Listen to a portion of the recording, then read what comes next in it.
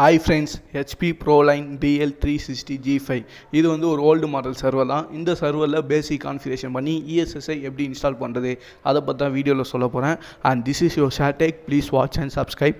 And வீடியோவோட எண்டில் video உங்களுக்கு பிடிச்சிருந்தா மட்டும் லைக் பட்டனை தட்டி விட்ருங்க. வாங்க வீடியோக்குள்ளே போகலாம்.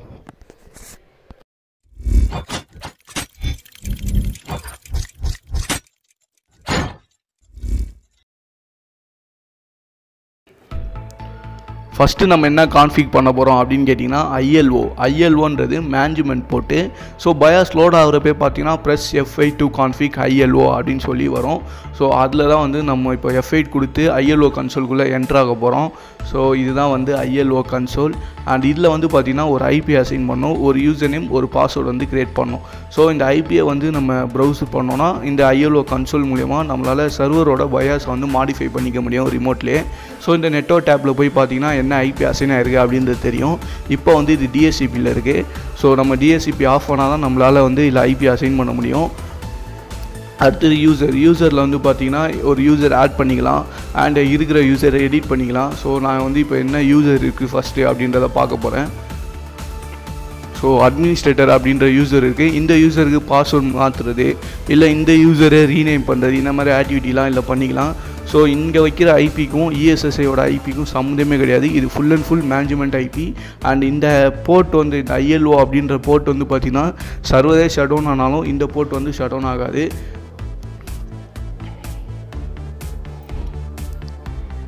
அண்டு 2-3 யூசர் கூட உங்களால் க்ரியேட் பண்ணிக்க முடியும். ஒவ்வொரு யூசருக்கு ஒரு ப்ரிவிலேஜும் அசைன் பண்ண முடியும். ஸோ ஃபஸ்ட்டு நான் DHCP ஆஃப் பண்ணிட்டு உங்களுக்கு ஸ்டாட்டிக் ஐபி வைக்க முடியும் அப்படின்றத காட்டுறேன். ஸோ கீழே DHCP அப்படின்ற ஆப்ஷனை கிளிக் பண்ணிட்டு இங்கே வந்து DHCP ஆஃப் பண்ணிக்கிறேன் நெட்வொர்க் டேப்பில். ஸோ அகைன் நெட்வொர்க் டேப்புக்குள்ளே போயிட்டு நிக் அண்ட் ICPயில் போயிட்டு ஐபியை வந்து அசைன் பண்ணுறேன். ஸோ கீழே வந்து நம்ம ஆஸ் யூஷுவல் எப்பயும் போல் ஐபி வைக்க வேண்டியதான். IP subnet gateway. ஸோ இது ஆஸ் யூஷுவல் எப்பயும் போல் வைக்க வேண்டியதான். ஸோ ஃபஸ்ட்டு சேவ் பண்ணிட்டு நம்ம வந்து எக்ஸிட் ஆகிடும். அடுத்ததாக நம்ம என்ன கான்ஃபிக் பண்ண போகிறோம்னா ரைடு. ஸோ ரைடு வந்து பார்த்திங்கன்னா ஸ்மார்ட் அரே அப்படின்னு சொல்லி வரும். Press F8 to config smart array அப்படின்னு சொல்லி பயாஸ் லோட் ஆகிறப்போ வரும். அதை நம்ம கிளிக் பண்ணி என்ட்ரானோம்னா ரைடோட கன்சோலுக்கு வந்துடும். ஸோ இதுதான் வந்து அந்த ஸ்மார்ட் அரே கன்சோல். இதில் வந்து க்ரியேட் பண்ண முடியும் அண்ட் வியூ பண்ண முடியும். அப்புறம் நம்ம க்ரியேட் பண்ண லாஜிக்கல் பார்ட்டிஷனை வந்து டெலீட் பண்ண முடியும். ஸோ ஃபஸ்ட்டு இப்போ இருக்குது வந்து பார்த்திங்கன்னா ரைடு 5 இருக்குது. ரைடு 5 205 GB இருக்குது. அதாவது 205 அப்படின்றது லாஜிக்கல் ட்ரைவ். நம்ம எவ்வளோ ஃபிசிக்கல் ட்ரைவ் போட்டிருக்கோம் அப்படின்றது தெரியாது. ஸோ இப்போ வந்து நான் ஆல்ரெடி இருக்கிற இந்த பார்ட்டிஷன் வந்து டெலீட் பண்ண போகிறேன். ஸோ டெலீட் பண்ணிவிட்டு நம்ம ஃப்ரெஷ்ஷாக ரைடு வந்து கான்ஃபிக் பண்ணலாம். அங்கே கீழே வந்து பார்த்திங்கன்னா போட்டிருக்கோம் ப்ரெஸ் F8 to delete அப்படின்ட்டு. ஸோ இதை செலக்ட் பண்ணி நம்ம F8 கொடுத்தோம் அப்படின்னா டெலீட் ஆகிடும். ஸோ இங்கே வந்து பார்த்திங்கன்னா கன்ஃபர்மேஷன் கேட்குது F3 to delete logical drive, escape to cancelled. So as usual இதை வந்து நம்ம பிளான் பண்ண மாதிரி டெலீட் பண்ணிடலாம்.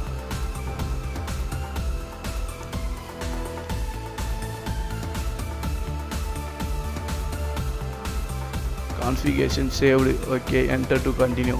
ஸோ இப்போ என்ன பண்ண போகிறோம்னா நம்ம நியூ லாஜிக்கல் ட்ரைவ் க்ரியேட் பண்ண போகிறோம். ஸோ லெஃப்ட் ஹேண்ட் சைடில் வந்து பார்த்திங்கன்னா நம்ம 4 ஹார்ட் டிஸ்க் வந்து இன்ஸ்டால் பண்ணியிருக்கோம். 4மே வந்து பார்த்திங்கன்னா 73.4 GB shares hard disk. And right சைடில் வந்து பார்த்திங்கன்னா இந்த ரைடு கார்டில் என்னென்ன ரைடு சப்போர்ட் ஆகும் அப்படின்றது போட்டுக்கோம். ஸோ ரைடு 5, ரைடு 1+0, ரைடு 0 இந்த 3 ரைடு தான் சப்போர்ட் பண்ணணும் அப்படின்றது போட்டுக்கோம். ஸோ ரைடு கான்ஃபிக் பண்ணுறது அப்படின்றது பார்த்திங்கன்னா வித்தின் ஒரு 2 நிமிஷத்தில் வந்து பண்ணிடலாம். பட் நம்மளோட ப்ரப்போஸுக்கு எந்த ரைடு கரெக்டாக இருக்கும் அப்படின்னு சூஸ் பண்ண தெரியணும்னா உங்களுக்கு ரைடோட கான்செப்ட் வந்து ஃபுல்லாக தெரியணும். ஸோ இதை பற்றி ஆல்ரெடி நான் ஒரு வீடியோ போட்டிருக்கேன். அந்த வீடியோட லிங்க் மேலே ஐபனில் இருக்குது, மறக்காமல் போய் செக் பண்ணி பாருங்கள். ஸோ இப்போ இருக்க இந்த 3 ரைடில் நம்ம ஒரு ரைடாக கான்ஃபிக் பண்ணி ஃப்ரீ ஸ்பேஸ் எவ்வளோ கிடைக்குது அப்படின்றத பார்ப்போம். ஃபஸ்ட்டு வந்து ரைடு 5 வந்து சூஸ் பண்ணுறேன்.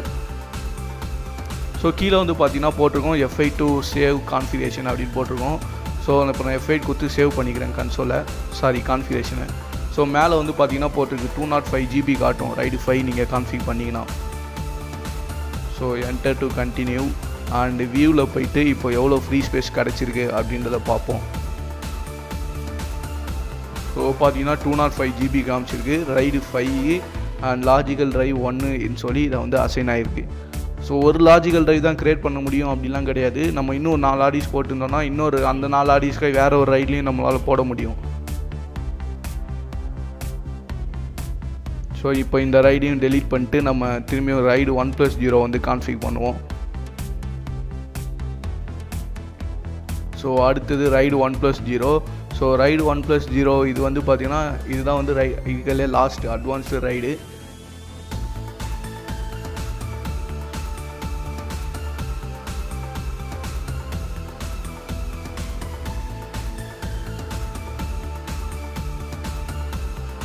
ஸோ ரைடு 0ல் வந்து பார்த்திங்கன்னா ஃபுல் ஸ்பேஸ் அப்படியே கிடச்சிருக்கு, 273.3 GB அப்படியே கிடச்சிருக்கு. இது வந்து ரைடு 0ல். ரைடு 0ல் வந்து பார்த்திங்கன்னா நம்ம ஹார்ட் கூட ஃபுல் ஸ்பேஸ் கிடைக்கும். அண்ட் ரைடு 1+0ல் வந்து பார்த்திங்கன்னா 137 GB தான் கிடச்சிருக்கு. அதாவது 50% வந்து ரைடு வந்து கன்சியூம் பண்ணிக்கும். ஸோ இல்லை நான் ரைடு வந்து எனக்கு டேட்டா முக்கியம் அப்படின்னு நினச்சேன்னா நான் வந்து ரைடு 0 வந்து சூஸ் பண்ணவே மாட்டேன். ஸ்பீடு வேணும் அப்படின்னு நினச்சின்னா ரைடு 0 வந்து நான் சூஸ் பண்ணுவேன். ஸோ இப்போ வந்து நம்ம பிசியை வந்து பூட் பண்ண ஆரம்பிச்சலாம், சர்வர் வந்து பூட் பண்ண ஆரம்பிச்சலாம். அண்ட் இது வந்து எப்பயும் போல் நார்மலாக நம்ம பூட் பண்ணுறது தான். ஸோ சிடி ரோம் சூஸ் பண்ணி பூட் பண்ணி உள்ளே போவோம்.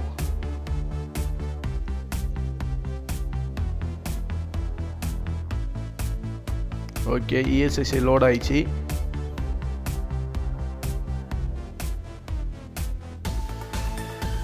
ஸோ இந்த கன்சோல் லோட் ஆகி இன்ஸ்டால் ஆகிட்டாலே போதும். இது ரொம்ப பழைய சர்வர் நினச்சேன். ஸோ ஒரு எரர் அடிச்சிருக்கு. என்ன எரர் அப்படின்னா சம் ஃபியூச்சர் வந்து எனபிள் பண்ண சொல்லுது. அண்ட் அதுக்கு வந்து பார்த்திங்கன்னா சிஸ்டமில் F9 ப்ரெஸ் பண்ணி உள்ளே வந்துட்டிங்கன்னா அட்வான்ஸ் ஆப்ஷனில் வந்து பார்த்திங்கன்னா சிபியூக்கு வந்து ஒரு ஃபியூச்சர் இருக்கும், அதை வந்து எனபிள் பண்ணி விடணும். அப்போ தான் வந்து விர்ச்சுவலைசேஷன் வந்து சப்போர்ட் பண்ணும்.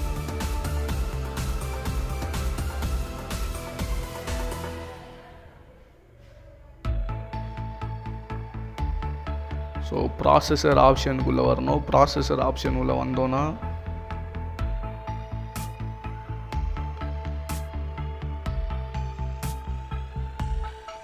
இந்த ஃபியூச்சர் நான் எக்ஸிக்யூட்டிவ் மெமரி ப்ரொடக்ஷன் இதுக்கு தான் வந்து அந்த எரர் அடிச்சிருக்கு. ஆக்சுவலாக இந்த எரர் வந்து நானும் இப்போ தான் பார்க்குறேன். இப்போ தான் ப்ரௌஸ் பண்ணி இதுக்கு என்ன சொல்யூஷன் சொல்லி பார்த்தேன். இதுக்கு முன்னாடி இந்த எரரை நானும் ஃபேஸ் பண்ணதில்லை.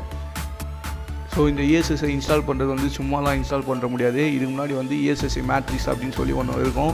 அதை பார்த்து நம்ம சர்வரோட மேக்கு மாடல்லாம் போட்டு இதுக்கு வந்து எந்த வெர்ஷன் சப்போர்ட் ஆகும் அப்படின்றத ப்ராப்பராக செக் பண்ணிவிட்டு டவுன்லோட் பண்ணி தான் இன்ஸ்டால் பண்ணோம். இல்லாட்டி ஃபிர்ம்வேர் வந்து கிராஷ் ஆகிடும். ஸோ அவள் தான் ப்ராப்பராக லோட் ஆகிடுச்சு. இந்த இடத்துல தான் லாஸ்ட் டைம் வந்து எரர் வந்தது. அந்த எரர் வந்து இப்போ வரல. ஸோ அவள் தான் இதான் வந்து EXSIயோட இன்ஸ்டாலேஷன் ஸ்க்ரீனு. ஃபஸ்ட்டு நம்ம வந்து லொக்கேஷன் செலக்ட் பண்ணோம். அதுக்கப்புறம் கீபோர்ட் லேஅவுட், அதுக்கப்புறம் ரூட் பாஸ்வேர்டு வந்து க்ரியேட் பண்ண சொல்லும். பாஸ்வேர்டு க்ரியேட் பண்ணி என்ட்ரி கொடுத்ததுக்கப்புறம் டிஸ்கை வந்து ஸ்கேன் பண்ணோம். அண்ட் டிஸ்கை ஸ்கேன் பண்ணிட்டதுக்கப்புறம் இன்ஸ்டால் ஆக ஆரம்பிச்சிடும். ஸோ இந்த இன்ஸ்டாலேஷன் வந்து பார்த்திங்கன்னா ஒரு அரை மணி நேரம் போவோம். விண்டோஸ் அளவுக்குலாம் டிலே ஆகாது, சீக்கிரமாகவே இன்ஸ்டால் ஆகிடும்.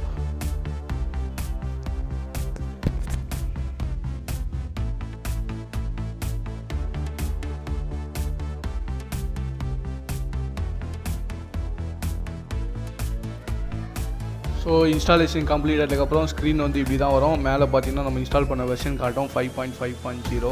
ஸோ அவ்வளோதான், இன்ஸ்டாலேஷன் கம்ப்ளீட் ஆயிடுச்சு.